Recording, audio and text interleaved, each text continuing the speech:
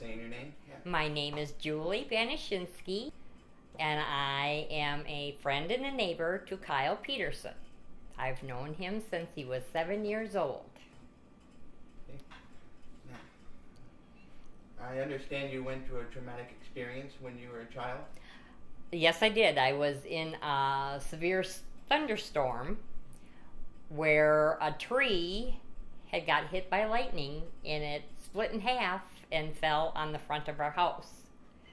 And the bad thing about that was I was sleeping on the front porch in the bed and it had clipped the side of the room.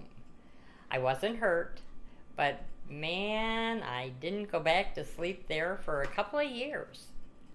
And it was really neat to sleep out there when it was so warm in Wisconsin and you have no air conditioning, back when I was 5.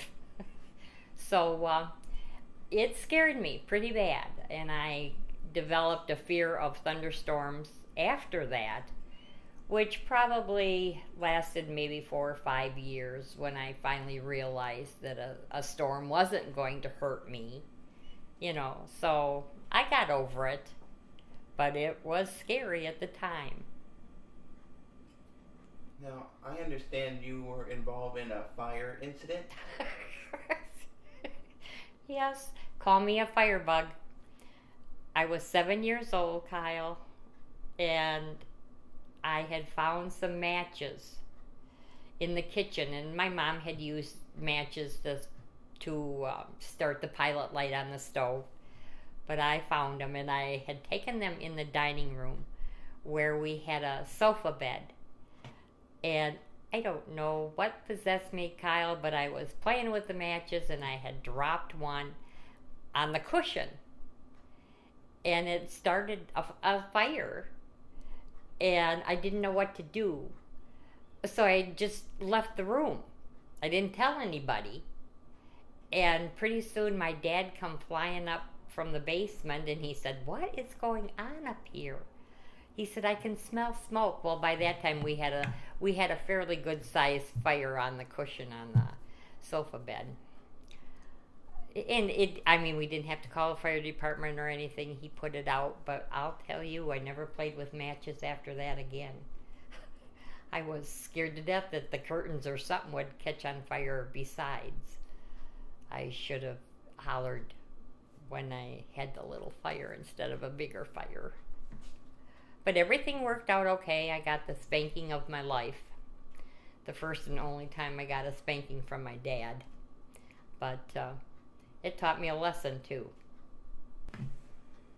Did you happen to own a dog that ended up getting into trouble with the police? I certainly did. It was a Sheltie puppy. Her name was Pebbles, and she barked continually. That dog was a barker from the word go. But the man next door was spray painting his house. And I had let Pebbles out, and I forgot about her, to be honest with you. And we had a fenced in yard. So when it finally dawned on me that I had heard her barking for at least 20 minutes, I went outside to retrieve her. And in the meantime, the man spray painting the house spray painted the dog. You could see her shadow on the grass where he sprayed her. And she was full of white paint and not feeling very well. So I called the police, and they sent an officer up to check on her. And I had to take her to the vet. And we ended up with close to a $500 vet bill to get her clean from the paint that was in her nose and in her ears. So the policeman went next door and talked to the man, and he said I didn't do it. I dropped my gun accidentally, and it got her. And the policeman said, "I'm not buying that for a minute." He said, "You deliberately sprayed her. You can see her shadow on the fence." And he said, "You will get a ticket for animal abuse." And the guy ranted and raved and carried on. And when it was time for him to pay the fine, he demanded a trial. He was going to prove that he did it by accident. So I got my subpoena in the mail, and it was 2 days before Thanksgiving. I'll never forget. And I was so scared, but I went by myself. And when the lawyer called me to testify, I had told him what transpired. And then then the other lawyer called the man who spray painted her. And he tried to explain how he dropped his spray gun and the dog got full of paint. And the jury said no, he was guilty of animal abuse, and he got a $500 fine and 100 hours of community service working at the dog pound. It was not a good experience for the man, and in the end we had to have the dog put to sleep because the paint had affected her ears so bad. So that was the last pet I ever owned. Now, I understand you had a very interesting canoe trip one time. We did. We took our 3 children and went up to the international boundary waters up in Canada. It was about a 7-hour trip to Duluth, Minnesota from our home, and we spent the night in a mining town and toured through the mine fields and stuff while we were there. And then the next day we went into Canada. We rented a cabin, and then we had a 3-day 2-night excursion through the boundary waters where we had our food and backpacks, and we had canoes and a map to show us how to navigate the boundary waters. And then every afternoon around supper time, we'd pull into a place to put up camp. And you know what? It was really enjoyable. I loved it. We had to forge the canoe ways with the canoes out of the water, which was trying with 3 younger children and then just my husband and I. But once we got set up at camp, and then the kids could play in the water, and we cooked over an open fire with the food that we were packed for each meal. It was quite an interesting trip.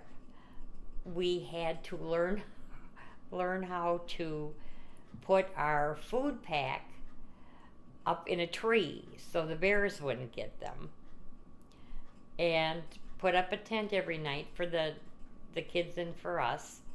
I loved it. It was something I didn't think I would enjoy, but I really did enjoy the week that we were gone. And I would definitely have tried that again. But the kids didn't want to. I had more fun than they did. I understand you know a famous NASCAR racer named Dale Earnhardt. I do. I did. I met him in 1998 when he was at the Texas Motor Speedway for a race. I had followed his career probably 4 or 5 years before I met him. And he was just a delightful man. He was fan-oriented, a terrific race car driver. Nobody has compared to him since, maybe Jeff Gordon, but they were enemies on the track and really good friends in real life. He was a really nice man, and it was a pleasure to meet him. Yeah. I understand you're a quilter by trade. I am. I took up quilting when I retired from the daycare business. I took a couple classes in Grapevine at a quilt store there. And I just decided that quilting was my game. My sister-in-law had bought a long arm quilting machine with the intent of starting her own business, but that got sidetracked and she offered the machine to me. So I converted our 2-car garage into a quilting retreat for me so that we would have room to put the quilting machine up. I do finish quilts for people. It is a stress reliever. It is relaxation for me. I can spend hours on end in my little garage retreat and just sew till my heart's content. I have about 50 to 75 quilts that I have made myself. Some I have made for gifts, some I have made for special occasions, some I just make for the kids to drag around the house. All my beds in my home have quilts that I have made. It's just one of my true passions.